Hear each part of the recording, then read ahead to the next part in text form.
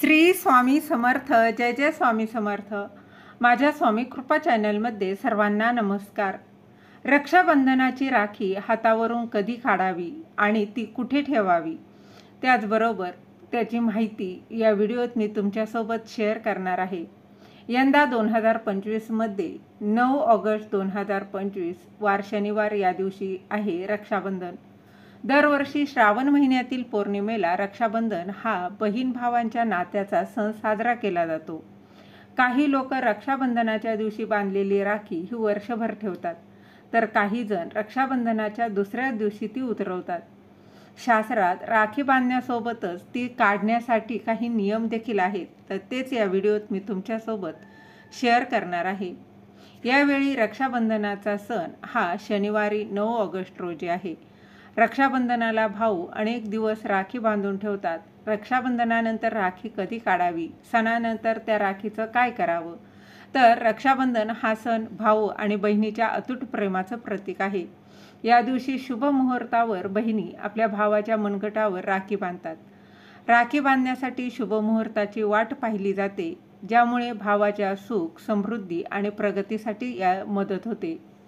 रक्षाबंधनाच्या दिवशी राहू काळ आणि भद्राचा बळी दिला जातो.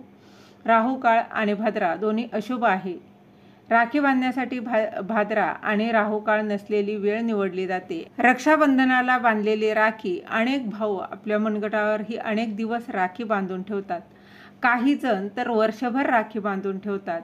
तर वर्षभर राखी बांधावी का? रक्षाबंधनानंतर राखी कधी काढावी? तर बघा, राखी कधी काढावी, तर असं म्हटलं जातं की रक्षाबंधन हा सण श्रावण पौर्णिमेला साजरा केला जातो. ज्या दिवशी आपल्या मनगटावर राखी बांधली जाईल त्या दिवशी किमान 24 तास ती बांधून ठेवावी. 24 तासानंतर म्हणजेच एक दिवस निघून गेल्यावर ती राखी काढावी. अनेक ठिकाणी लोक रक्षाबंधनापासून जन्माष्टमीपर्यंत राखी बांधतात, त्यानंतर ती काढून बाजूला ठेवतात. राखी काढण्यासाठी कोणताही निश्चित दिवस किंवा वेळ नाही, त्यामुळे लोक अनेक दिवस राखी बांधतात. मात्र शास्त्रात पवित्रतेला खूप महत्त्व आहे. अनेक दिवस राखी बांधून ठेवल्यास ती अपवित्र होते, ज्यामुळे दोष निर्माण होतात. श्रावण पौर्णिमेनंतर भाद्रपद पौर्णिमेपासून पितृपक्ष सुरू होतो. त्या काळातही राखी बांधली तर ती अपवित्र होते. अशुद्ध वस्तू नकारात्मक ऊर्जा निर्माण करतात. या कारणास्तव राखी 1 दिवसानंतर काढली पाहिजे. आता तुमचा प्रश्न मनात असा असेल की राखी काढल्यानंतर त्या राखीचं काय करायचं, तर रक्षाबंधनानंतर राखी काढून ती विसर्जन करावी, किंवा तुमच्याजवळ तुम्हाला ठेवायची असेल तरी देखील तुम्ही ठेवू शकता. त्याचबरोबर रक्षाबंधनाला राखी कशी असावी, तर रक्षाबंधनाच्या दिवशी बहिणींनी दिसायला सुंदर आणि कच्चा धागा, रेशमी अशी बनवलेली राखी असावी. प्लॅस्टिकची राखी वापरू नका. त्याचबरोबर काळ्या रंगाची देखील राखी वापरू नका. आजकाल सोन्या चांदीच्या राख्याही त्याचा ट्रेंड आलेला आहे, त्याही तुम्ही बांधू शकता.